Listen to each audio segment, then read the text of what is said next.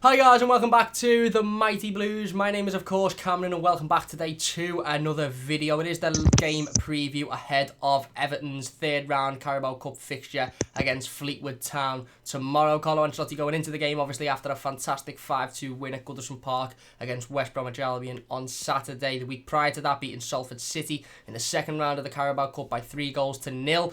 Carlo Ancelotti making 10 changes to the team that played Salford City, obviously from the one that beat Spurs, and another 9 or 10 changes to the side on Saturday. So are we expecting, 8 or 9, maybe 10 changes again for this game tomorrow? One thing's for sure, we're playing a side managed, of course, by Joey Barton. It'll be very, very physical. It'll be a tough game for Everton, currently 10th in League One. Fleetwood Town, obviously Lewis Gibson spent the year out there on loan last season. So it's not going to be the easiest game of football for Everton. It's away from home, of course. Yes, there's no fans in the stadium, so they won't have that advantage. But, it'll still be a tough fixture for Everton. And ultimately, we should have enough to go out there and win this game. And we should have enough to go out there and win it comfortably. One thing that we can expect from Fleetwood is a lot of physicality, is a lot of tackles, is a lot of, rough play. They've got the likes of Glenn Whelan in the centre of midfield. Obviously, we know from his days at Stoke, very physical player, not blessed with all the talent in the world, but would throw a challenge in where he needed to and get in people's faces. So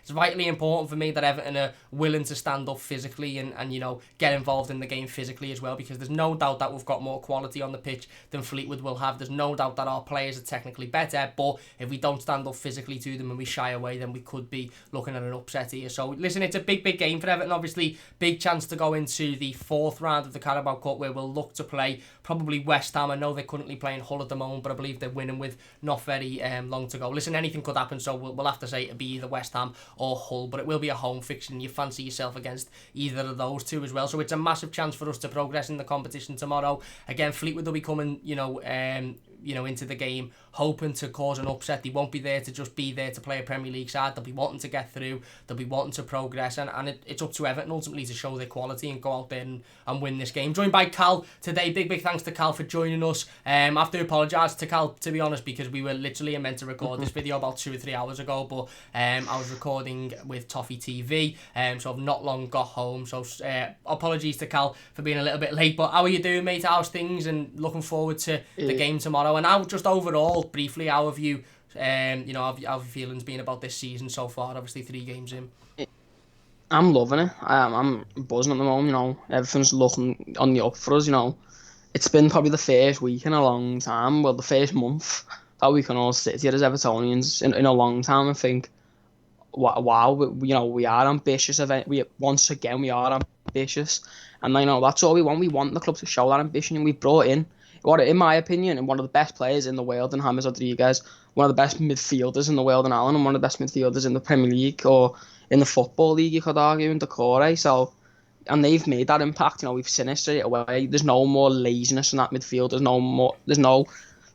They just go out there and they show that passion on the pitch and they work hard, and there's no laziness anymore, and it's fun to watch. It's just passion all around the club, and it's a great feeling around the club. Spot on. And I haven't really seen fans united for a long time. Spot on, mate. And you mentioned optimism there, and optimism something that Fleetwood manager Joey Barton spoke about today. Actually, he said that he had his pre-game press conference, and obviously, listen, we know there's no hiding it. Joey Barton is a massive Everton fan, always has been, and he doesn't hide that himself. He'll tell you that himself. But he had his pre-game press conference ahead of the game today, and he spoke about how he came to Everton a few months back with the under-23s under previous regimes, and he said that it was almost like a morgue. There wasn't any optimism. It wasn't a great atmosphere around the club, and now with Carlo Ancelotti, he said there seems to be a new air of optimism, belief in the players, belief in the club, and that's been brought in obviously with Carlo Ancelotti and the new signings. James Rodriguez, you mentioned there, absolutely world-class player. I completely agree with you. Made an instant impact on the team in terms of creativity and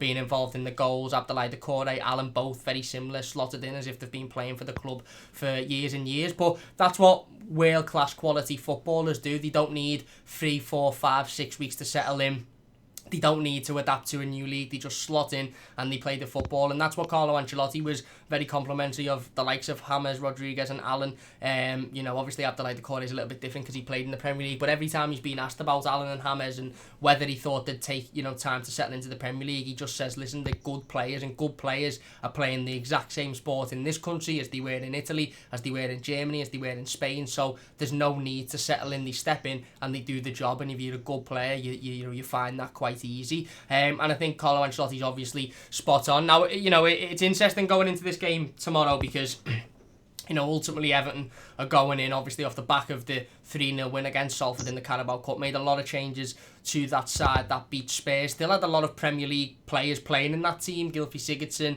Moise Kean, Theo Walcott played in there.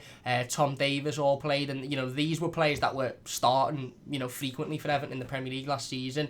Were part of those 10 changes. And again, another 9 or 10 changes were made for the West Brom game. It's difficult to think whether Carlo Ancelotti will do that again. I'm assuming that he probably would like to, because he wants to keep the side as fresh as possible. And Fleetwood, again, like we mentioned, they're going to be a very physical side. They're not going to back off. And the last thing we need is for Everton to put an Allen in there tomorrow, or a James Rodriguez, and some, Glenn Whelan, who's about 49 and probably won't be playing football for much longer, goes in on James and puts a foot in and, injures him for 4 or 5 weeks, and then we're without him in the Premier League. However, you look at obviously the current situation with centre-back, for example, and I just can't see a world in where a player, whether it be Michael Keane, Yerry Mina, or Luca Dean slots in there. There's going to be players that are starting tomorrow that will have started last Saturday against West Brom, and that will be starting on Saturday against Crystal Palace. Let's not forget we've got a massive game against Crystal Palace coming up on Saturday. They're in really good form as well. So it's going to be difficult for Carlo Ancelotti. We'll go through our predicted starting 11 then. Obviously, that we mentioned, Fleetwood currently 10th in League One, lost to Peterborough last time out, but the 2 cup wins have been against Port Vale. They won 2-1 in the second round of the Carabao Cup, and then they won 3-2 against Wigan in the first round of the Carabao Cup. So, look, again, we'll go through our predicted starting 11s. Like I said, it's going to be an interesting game. It's going to be a tough physical game for Everton Football Club, and we need to make sure that we can stand up and that we can compete physically, as well as obviously showing our quality on the pitch. So yeah, we'll go through our predicted starting 11s then, who we believe will start the game. So in goal for me, I've gone for João Virginia, signed a new 4-year deal today on the day of recording with Everton. Strange deal for me. Not too sure how I feel about it. Obviously only played 1 game for Everton's first team. Of course, listen, we know that Jonas Lersler currently out with an injury. So ultimately, João Virginia needed to sign the contract because we haven't got backup for Jordan Pickford. I'm going for a back line of Nelson Kunku at left back. Thought he was absolutely fantastic against Salford City, obviously, last week. Really, really good. Looked really, really dangerous going forward. Big physical presence. Very strong with the ball. Brings it forward. Good as well on the ball. He wasn't just a player that was beating his man and then lashing it into Rosette. He was actually finding balls into the box and putting in some decent crosses. Really impressed with him, and this will be another big game for him to prove himself and again continue to sort of knock on the door of Carlo Ancelotti and say, well, okay, I mightn't be as good as Luca Dean and I mightn't be getting in there over Luca Dean, but if he ever needs a rest or if he's ever injured, I can come in and I'm good enough to step in. I've gone for John Joe Kenny at right back. Look, the jury's still out for me a little bit on John Joe Kenny. Obviously, he didn't do anything massively wrong against Salford City, but again, he wasn't troubled defensively, really. They didn't have an awful lot. They didn't obviously create an awful lot down that side. So going forward, John Joe Kenny, I think, is a good player. It's quite similar to Nelson Kunku, to be fair, but defensively, neither of them were challenged against Salford. So it's difficult to really look at it and think, right, okay, is John Joe Kenny good enough to play in the Premier League? Is John Joe Kenny good enough to compete with Seamus Coleman? One thing that we know for absolute sure is that Seamus Coleman won't be able to play 38 games in this Premier League season because his fitness just won't allow him to. Certainly not at the height of his game anyway. Look, Seamus was fantastic against Spurs and was very, very good against West Brom as well. But again, he is going to need weeks where he's rested and where he's taken out, and I just don't know if John Joe Kenny is quite ready or quite good enough. Positional wise, for me, is the biggest issue. But ultimately, he'll play tomorrow because Seamus will need the rest and he'll be back in against Crystal Palace on Saturday. So I've gone for John Joe Kenny at right back. In the middle, then I've gone for Michael Kean and Yerry Mina. Now, I know Cal's going to throw the Luca Dean argument in, and to be perfectly honest, I thought Luca Dean played really well when he come on against Salford City and obviously slotted into that centre-back role due to Jared Branthwaite's injury. Again, he wasn't massively troubled by any of Salford's attackers, but you can't really judge, his performance off the fact he wasn't troubled, because that's not his fault ultimately, and he done what he needed to do well. I just think that Carlo will go with the 2 natural centre-halves, and don't get me wrong, it's a very worrying situation at the moment at centre-back, because ultimately Everton need to go out and purchase a centre-back this summer, at least a loan deal. We cannot go in further on into this season with just Michael Kean and Yerry Mina as our 2 fit centre-halves. Look, I understand that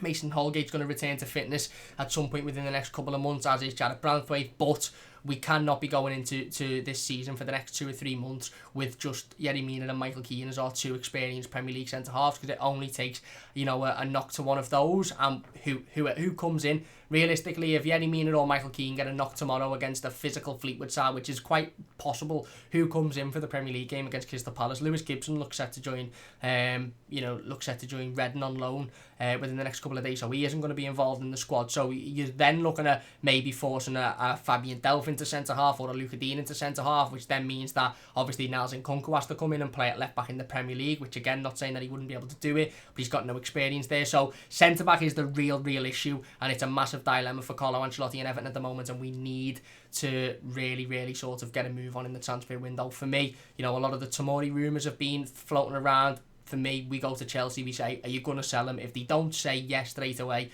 we turn our phones off and we don't bother answering them, and we move on to somebody else. We cannot be in a situation like we were last summer with Kurt Zouma, where we're fighting until deadline day, and then we don't end up getting the player, and we're stuck with, only 2 fit centre-halves. Don't get me wrong, I think Mina and Kean done well last season to retain a lot of their fitness, but it only takes a small knock, which is very possible in the world of football. But I have gone with those 2 just because I think Carlo Ancelotti will start with the 2 natural centre-backs, and just in hope that they don't have a very busy day and that they don't have an awful lot to do, and that they're fit to start against Crystal Palace the weekend. So, Carl, do you want to go through your back line, goalkeeper, and 2 centre-backs and full-backs? It's basically similar to yours in goal, Virginia. Like, we're not going to start Pickford. Wouldn't really want to start Pickford. I thought he was at fault for at least one of the goals against West Brom, and I think to be fair, he was at fault for the second one with a stupid dive he does. And at right back I've got Kenny, because like you said, I've never rated Kenny, and I watched a lot of Schalke games last year and I didn't rate him there, but we don't want to risk Coleman. He's not at that age where he can't play even 30 games probably more consistently. We saw it last year. Sidibe went in there.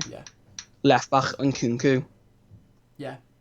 And centre-backs, I have got Michael Kean and Yerry Mina again, because I would put Digne in there, and I liked Digne. I thought he was very calm, and he brought a calmness to the defence, but I thought, Digne's not got the physicality of Kean or Mina, so he's also not as tall, is he?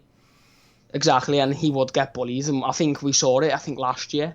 I think when we played Watford, Holgate got bullied in that game a bit on the attack a lot. Holgate's not, physically, he's not as big as Kean or Mina, and hasn't got the strength as Kean or Mina, and he can't win as much in the air as them 2. So I'd throw them in there, and I think I think they put up more of a threat at the back, and I don't think they'll use their tactic, which probably is put the ball into the box and try and get a header. And we know Mina's tall and he can win them headers easily, so I'd put Mina in that. He had a shocker though, Mina, I thought, against West Brom, but I think, we've got to take into account that isn't this his first game? That was his second game back. Probably his second played game after, 2 months out due to an injury, so...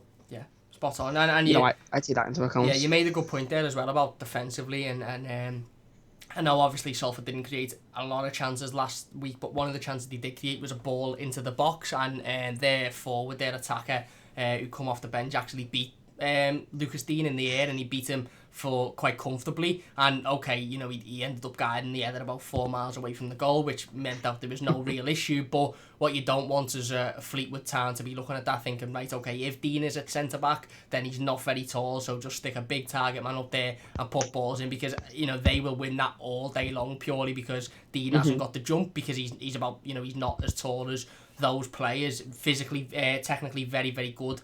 But again, you need big, tall centre-halves, and I just think Carlo Ancelotti, even though it's not ideal, of course it's not ideal, ideally we'd have Jared Branthwaite in there, or we'd have Tomori in there if we signed him, or whoever the new signing may be, but you've got to go with what you have, and those are the two centre backs that we've got fit at the moment. So ultimately they're going to have to pick themselves up and play, and then play again on Saturday. Going into the midfield, then I've gone for a 4-3-3 formation. I just don't see Carlo Ancelotti changing the formation. I've gone for Bernard in the middle of the three, playing that sort of similar role as that he did against Salford last week, picking the ball up in the middle, breaking forward, getting the ball, using his pace, using his energy.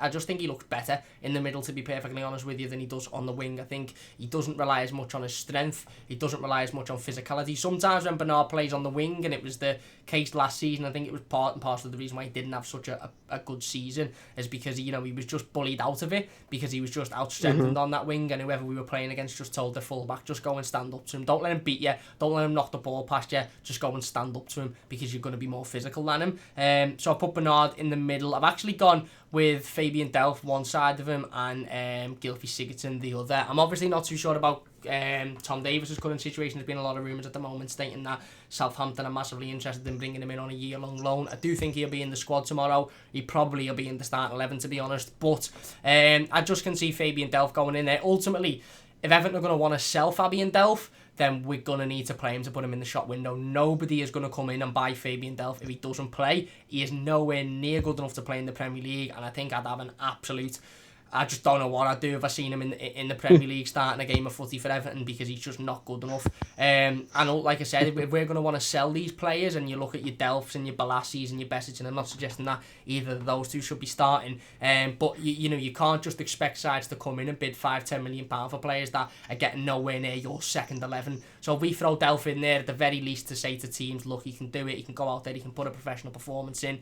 Do you want to buy him? I also think it'd be good, for him to get his fitness up, if that is the case. And ultimately, he's another player on the books that we need to utilise. And if the rumours are to be believed about Tom Davies, then there's very little point playing a player that is probably going to be at another club within the next couple of weeks or so. Again, I personally don't think they're anywhere near as far down the line as some sources are saying. We've seen Steve Parish, slightly off topic, but we've seen Steve Parish, Crystal Palace chairman, absolutely rip Sky Sports to bits yesterday for making up transfer rumours, and I think that could be potentially where we're at with the Davis one. But again, I've gone with Delph, Bernard and Gylfi Sigurdsson for me. Listen, I thought Gylfi done okay last week against Salford. Yes, he didn't score 14 goals and he wasn't massively involved throughout the game, but he scored a really, really good goal towards the back end of the game. And in the last 15-20 minutes, when we actually looked good, everything was coming through him. Every ball, every through pass. Obviously he crossed it for the third goal, I believe. Again, really, really good second goal,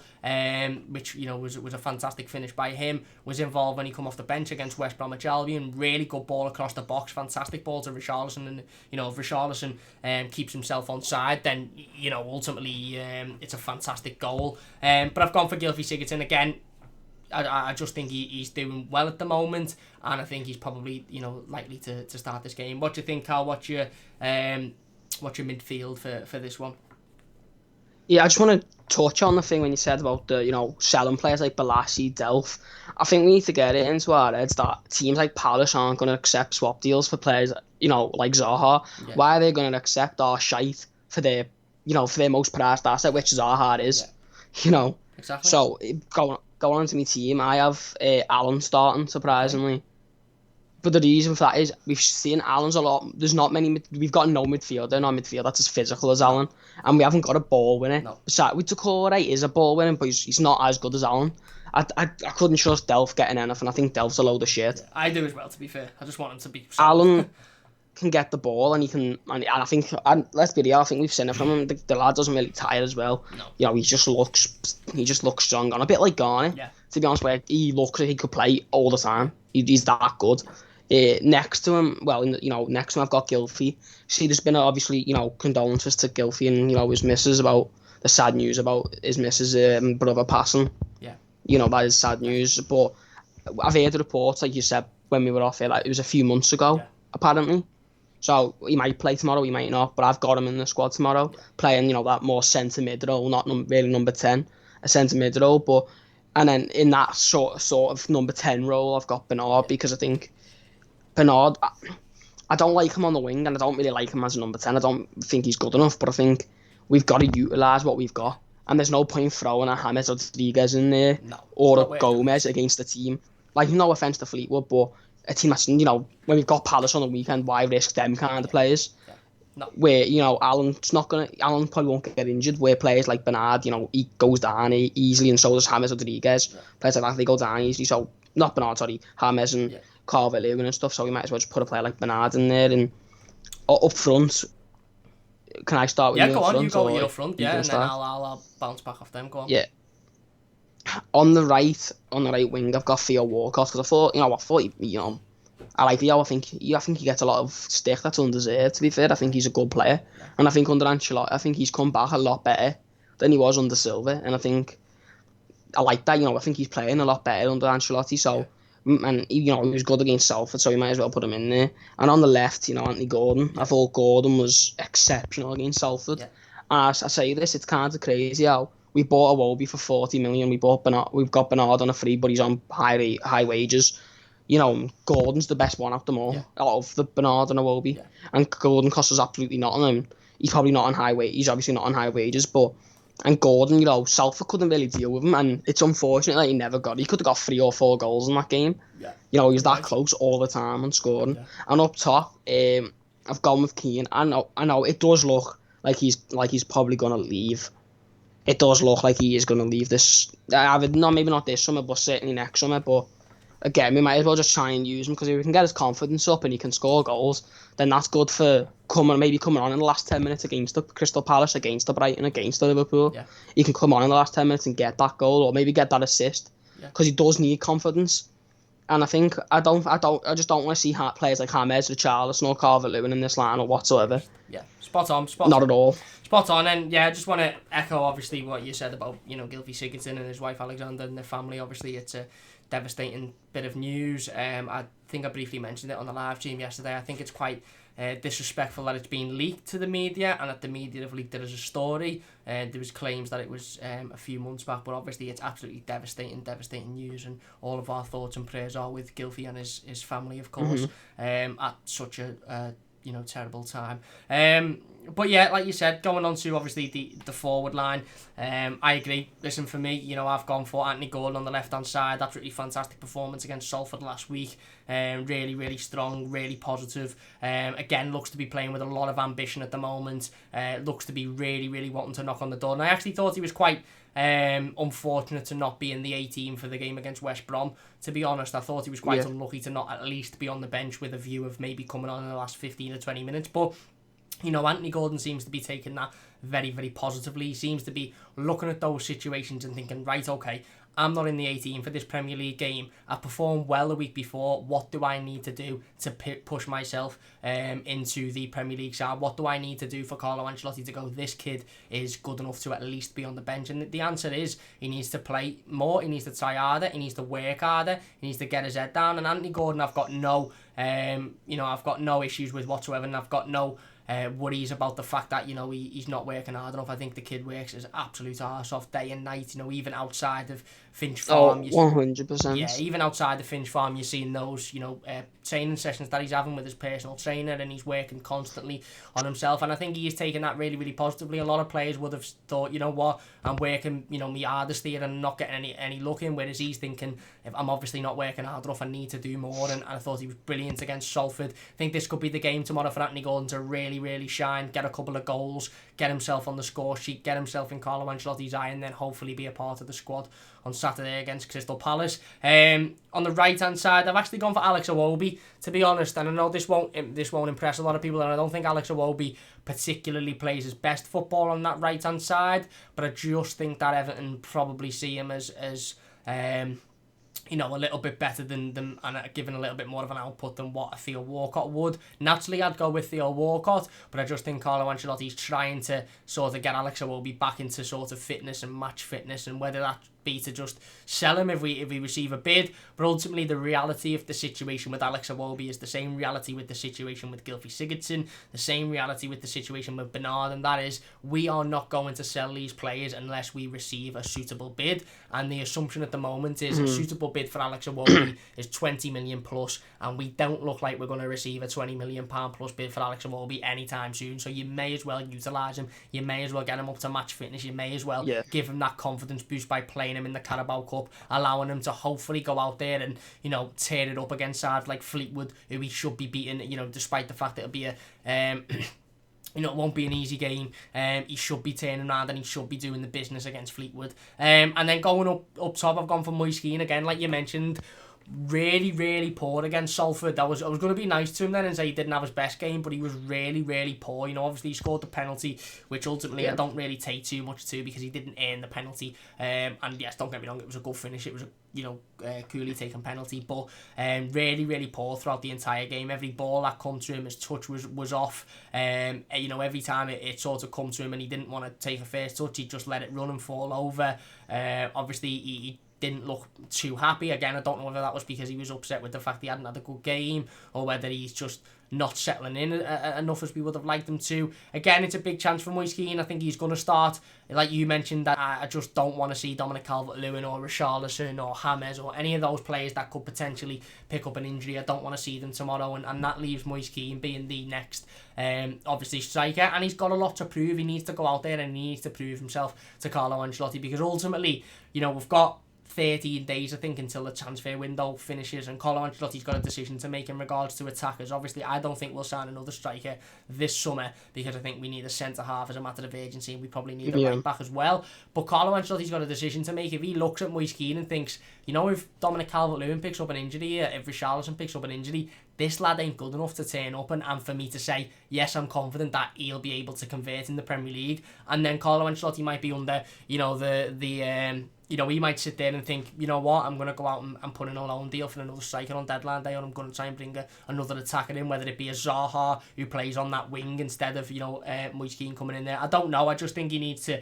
massively improve. Again, I'm not going to set any stupid expectations for him and say, oh, he should go out there and score a hat-trick tomorrow, because it's never how it works. But he should go out there and look an awful lot better, an awful lot more composed, and an awful lot more controlled with the ball at his feet, because, you know, he didn't look great against Salford, and that was there evident to see. So there you go. There is our predicted starting 11s for this game. Just to round up, obviously, like we mentioned, it's going to be a tough game. Joey Barton sets his teams out to be very physical. Yes, he's a born Everton fan and been an Everton fan all his life, and his kids are Everton fans, and he talked about us in this pre-game press conference and referred to us as we, but let's not have it any other way. Joey Barton will be wanting to beat Everton tomorrow for the sole purpose of, that's all we can say, we'll beat Everton in a cup game against a very good Everton side. Just like Millwall. 2 years back when we went there and we thought, oh, these are a crap team, we'll wash them. And they played us up the park. We couldn't match their physicality. We couldn't match them on any part of the pitch, and they beat us. Exactly. And can I just speak on Kean for a second? Of course.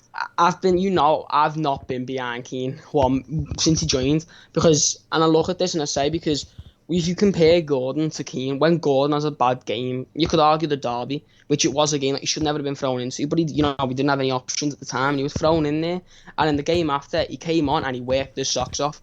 And he does it every game. Yeah. When he's not in the team, he'll come back to the next game and work.